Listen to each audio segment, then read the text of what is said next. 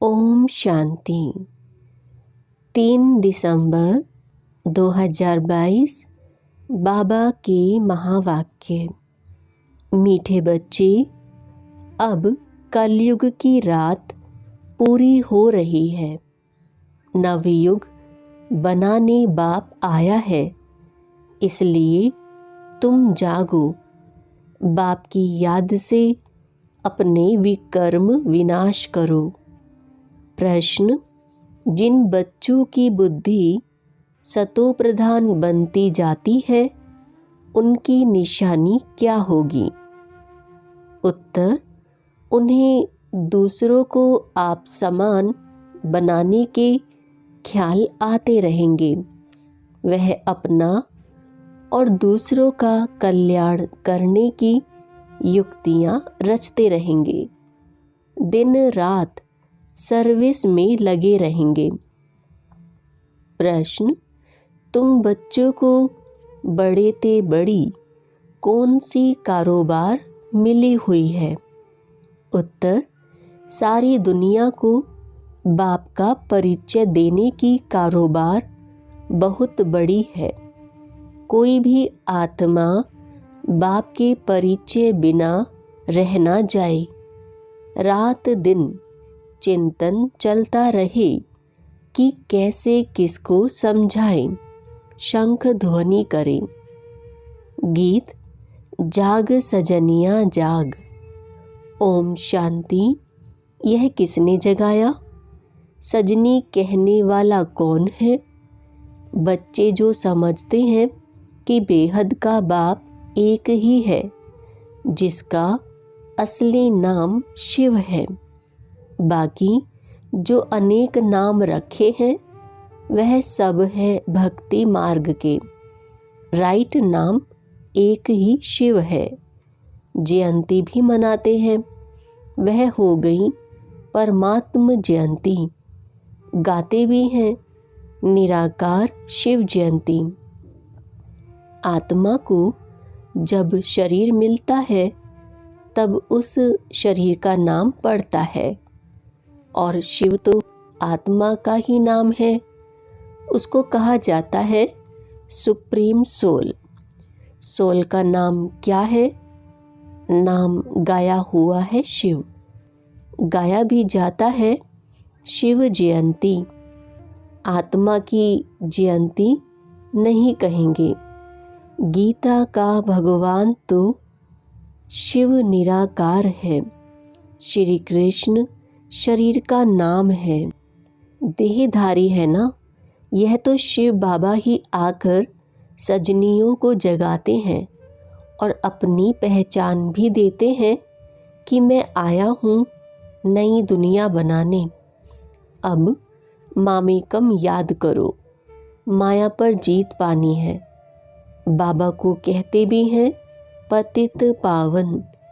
देवताएं जो पावन थे, अभी पतित बने हैं। इसलिए सभी पुकारते हैं कि हे पतित पावन आओ, आकर हमें लिबरेट करो। किससे? माया रावण से अथवा शैतान से। मनुष्यों को यह समझ में नहीं आता है कि अभी चलना है। नवयुग सतयुग अब आया कि आया। गीत में भी कहते हैं नवयुग, वह है पवित्र दुनिया। बाप आते ही हैं पतित से पावन बनाने के लिए। नई दुनिया को नया युग अथवा सतयुग कहा जाता है। यह है कलयुग। पुरानी दुनिया। कुंभकर्ण की नींद में सब सोए हुए हैं, उनको आकर जगाते हैं। माया ने अज्ञान अंधकार की रात में सबको सुला दिया है। अब बाप कहते हैं बच्चे, कुंभकर्ण की नींद से जागो। अभी इस पुरानी दुनिया का अंत है। मौत सामने खड़ा हुआ है। अब रात पूरी होती है, दिन आना है। इसलिए तुम जागो। तुम समझते हो बाबा आया हुआ है, हम भी घोर अंधियारे में सोए पड़े थे। अब बाबा आया है रात को दिन बनाने। बाबा कहते हैं, मैं तुम्हारे लिए दिन अर्थात नवयुग बनाने आया हूँ। अब मुझे याद करो तो तुम्हारे विकर्म विनाश होंगे, क्योंकि इस समय सब पतित हैं। सब कहते हैं हमको इस रावण से लिबरेट करो। यह कोई समझते नहीं है कि शैतान का राज्य कब से शुरू होता है। बाप आकर रावण के चंबे से छुड़ाते हैं। कैसे? यह तो बाप ही जब आए तब आकर सुनाए, तब फिर अनुभव से हम किसको समझा सकें। सबको नीचे उतरते उतरते पतित बनना ही है। मुझ पतित पावन को आना ही है संगम पर। दुनिया के मनुष्य तो घोर अंधियारे में हैं। समझते हैं कलयुग की आयु लाखों वर्ष पड़ी है, क्योंकि शास्त्रों में उल्टा लिख दिया है। अब दैवी युग की स्थापना होनी है। दोजक को बहिष्ट बनाने वाला बाप ही है। बाप कोई दोजक थोड़े ही रचेंगे। बच्चों को अब यह पक्का निश्चय है कि बाबा हमको पढ़ाते हैं। बहुत समय से पढ़ाते रहते हैं। अब त्रिमूर्ति शिव जयंती आने वाली है। लिखना है शिव जयंती सो गीता जयंती।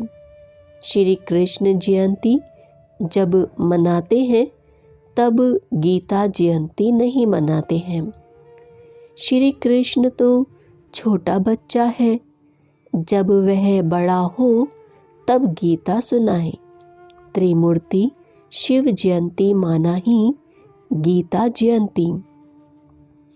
यह बहुत समझने की बातें हैं।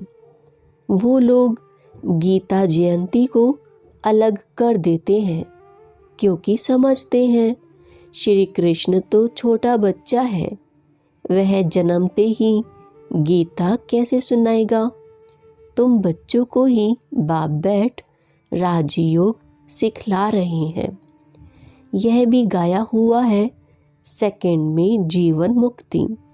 बैरिस्टर के स्कूल में बैठा तो बैरिस्टर पढ़ने लग पड़ते। उसमें एम ऑब्जेक्ट है, मैं बैरिस्टर बनूंगा। बाकी उसमें ऊंच पद पाना यह फिर पढ़ाई पर मदार है। कोई फिर अच्छा पढ़ते हैं तो ऊंच पद पाते हैं, नहीं पढ़ते हैं तो पद भी कम। सारा मदार है पढ़ाई पर। तुम यहाँ मनुष्य से देवता बनने आए हो, परंतु देवताओं में भी नंबरवार मर्तबे हैं। कोई फर्स्ट क्लास, कोई सेकंड क्लास, कोई थर्ड क्लास। यह सब गुप्त बातें हैं, कोई की बुद्धि में आ नहीं सकती। कैसे हम अपना राज्य स्थापन कर रहे हैं। महाभारत लड़ाई भी लगने वाली है, परंतु पांडव संप्रदाय तो लड़ते नहीं। असुर और कौरव संप्रदाय आपस में लड़ झगड़कर खत्म हो जाते हैं। तो अब तुम बच्चों को पुरुषार्थ करना है, समझाना भी है। बाबा समय प्रति समय डायरेक्शन देते रहते हैं। निराकार परमपिता परमात्मा राजयोग कैसे सिखलाएंगे। जरूर शरीर में आएंगे। बाप श्रीमत दे रहे हैं, बच्चे तुमको याद की यात्रा पर रहना है। मुझे याद करो। यह है योग अग्नि, जिससे विकर्म विनाश होंगे। दिन प्रतिदिन तुमको अच्छी अच्छी पॉइंट्स मिलती रहती हैं। पतित पावन की पॉइंट भी अच्छी है।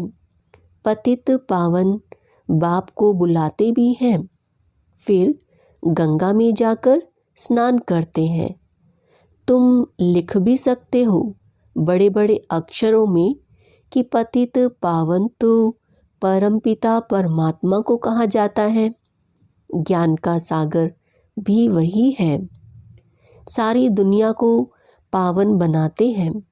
सारी दुनिया का क्वेश्चन है ना, दुनिया पावन कैसे बने?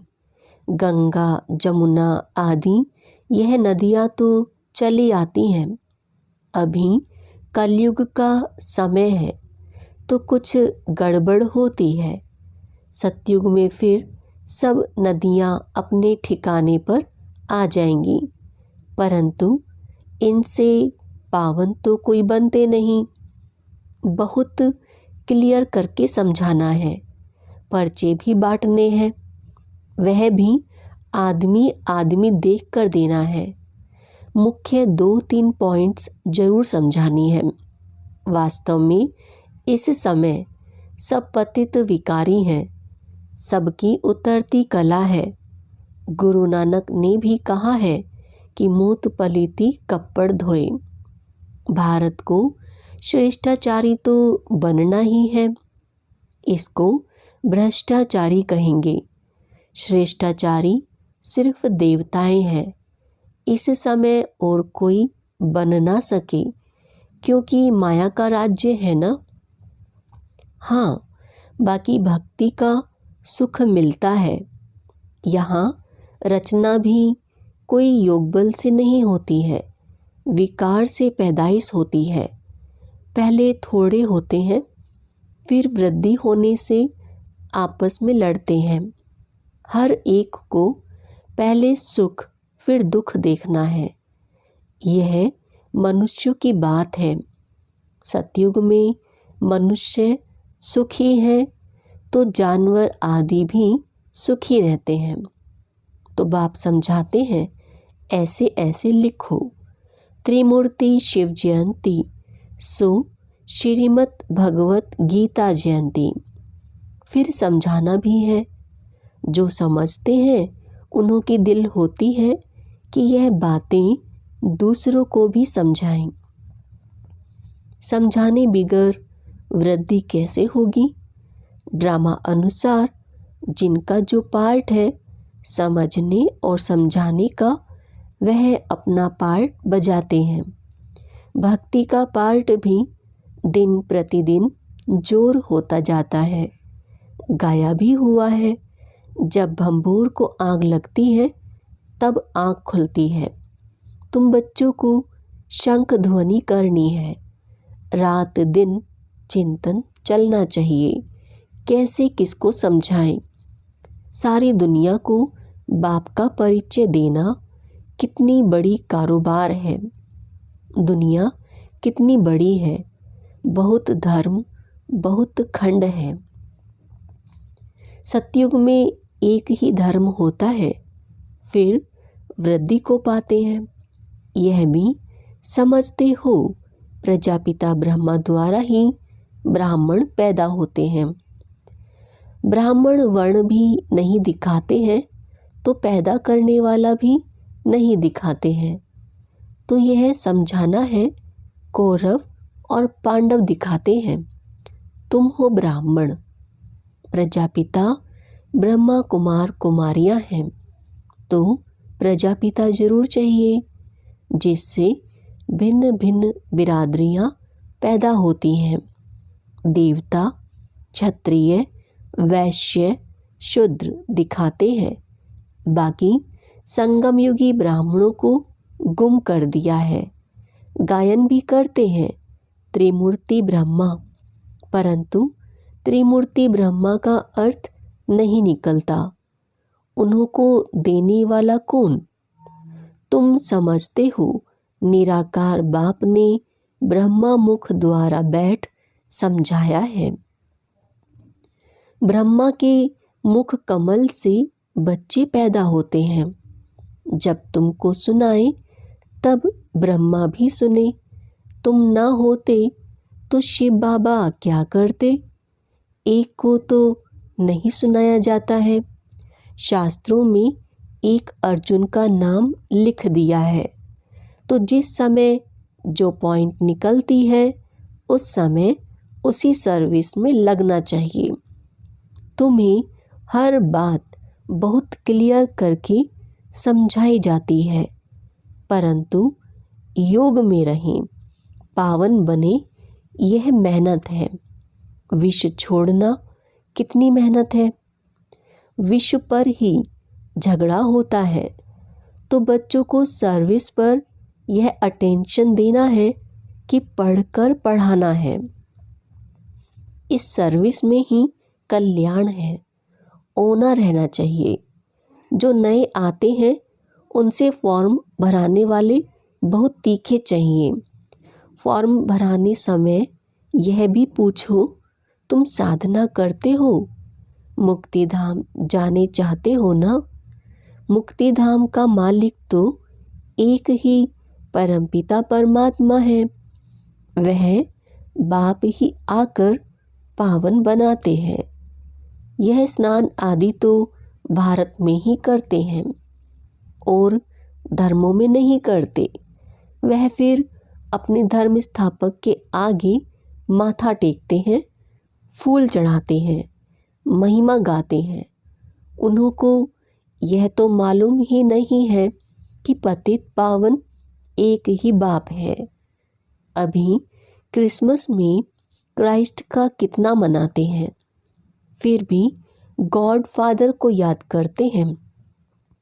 कहते हैं ओ गॉड फादर, उनको पुकारते हैं। उन्हों को भी, क्रिश्चियंस को भी यह नॉलेज मिलेगी।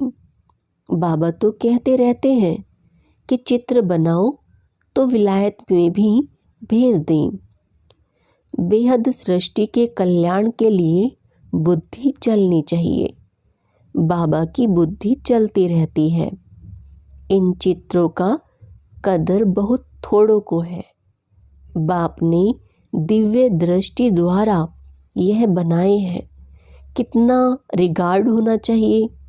इनसे तो बहुत भारी फर्स्ट क्लास सर्विस होती है। ड्रामा अनुसार कोई निकलेंगे जो चित्र आदि बनाएंगे। आगे चलकर ऐसे बुद्धिवान बच्चे निकलेंगे जो सेवा में नई नई इन्वेंशन करते रहेंगे, जिसे देखते ही दिल खुश हो जाए। अंग्रेजी तो सब तरफ फैली हुई है। भाषाएं कितनी ढेर हैं। सब देशों में अंग्रेजी वाले जरूर होंगे। इसलिए बाबा भी अंग्रेजी और हिंदी को उठाते हैं। आखिर सब भाषाओं में निकलेगा। किसको भी समझाना है बहुत सहज, परंतु देखा जाता है किसकी बुद्धि में नहीं बैठता तो वह क्या काम करेंगे। धन है और दान नहीं करते हैं तो उनको मनहूस कहा जाता है। एक कान से सुनते हैं, दूसरे से निकाल देते हैं। हर एक को अपनी उन्नति का ख्याल जरूर होना चाहिए। संग के रंग में नहीं आना है, सर्विस में बिजी रहना है, नहीं तो बड़ा भारी घाटा पड़ जाएगा। अपनी उन्नति के लिए कोशिश जरूर करना चाहिए। बाबा, मैं जाकर बहुतों को आप समान बनाने की सर्विस करती हूँ, ऐसे ऐसे ख्याल आने चाहिए। उनको कहा जाता है सतो प्रधान बुद्धि। तमो प्रधान बुद्धि ना अपना ना दूसरों का ख्याल करते हैं, उनको बेसमझ कहा जाता है। सतो प्रधान बुद्धि समझदार है। हिसाब किताब भी कोई कोई का बहुत कड़ा रहता है, समझते हुए भी फंसे हुए हैं। इस समय तो रात दिन सर्विस में लगा रहना चाहिए। खुद की ही कमाई है। मुझे बाप से पूरा वर्षा लेना है, नहीं तो कल्प कल्प का घाटा पड़ जाएगा। पहले अपना कल्याण करेंगे तब दूसरों का भी कर सकेंगे। अच्छा, मीठे मीठे सिकिलदे बच्चों प्रति माता पिता बाप दादा का याद प्यार और गुड मॉर्निंग। रूहानी बाप की रूहानी बच्चों को नमस्ते। हम रूहानी बच्चों की रूहानी बाप को नमस्ते। धारणा के लिए मुख्य सार। पहला, ज्ञान धन दान करने में मनहूस नहीं बनना है। अपनी और दूसरों की उन्नति के लिए युक्तियां निकालनी है। दूसरा, मनुष्य से देवता बनने की पढ़ाई पढ़नी और पढ़ानी है। सर्विस और पढ़ाई पर पूरा अटेंशन देना है। कड़े हिसाब किताब को योग बल से चुकतो करना है। वरदान, याद और सेवा द्वारा अपने भाग्य की रेखा श्रेष्ठ ते श्रेष्ठ बनाने वाले भाग्यवान भव। ब्राह्मणों की जन्म पत्री में तीनों ही काल अच्छे से अच्छे हैं। जो हुआ वह भी अच्छा, और जो हो रहा है वो और अच्छा, और जो होने वाला है वह बहुत बहुत अच्छा। सभी के मस्तक पर श्रेष्ठ तकदीर की लकीर खींची हुई है। सिर्फ याद और सेवा में सदा बिजी रहो। यह दोनों ऐसे नेचुरल हो जैसे शरीर में श्वास नेचुरल है।